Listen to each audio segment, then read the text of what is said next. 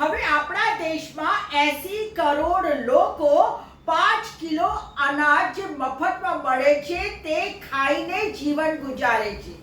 એટલે કે આપણા દેશમાં 80 કરોડ લોકો પોતાની રોજી રોટીનું પણ બંદોબસ્ત કરી શકતા નથી અને સરકાર ઉપર નિર્ભર તેમને રહેવું પડે છે।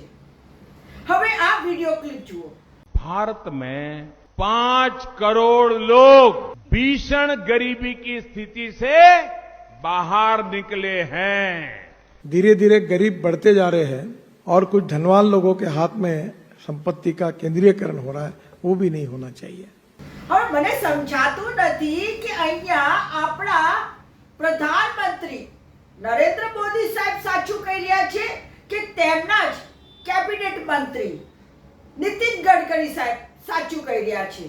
હવે તમારે નક્કી કરવાનું છે કે આખરે કોણ સાચું છે।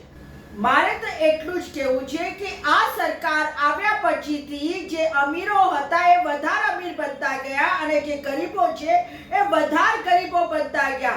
હેવ્સ અને હેવ્સ નોટ ની વચ્ચેની જે એક ખાઈ હોય છે એ વધારે પહોળી થઈ ગયેલી છે। એટલે કે આ સરકારે તમને કંઈ જ આપ્યું નથી ને ફક્ત એમના માલે તુજાર લોકો મોટા મોટા ઉદ્યોગપતિઓને જ બધું આપ્યું છે। કડવું છે પણ સાચું છે।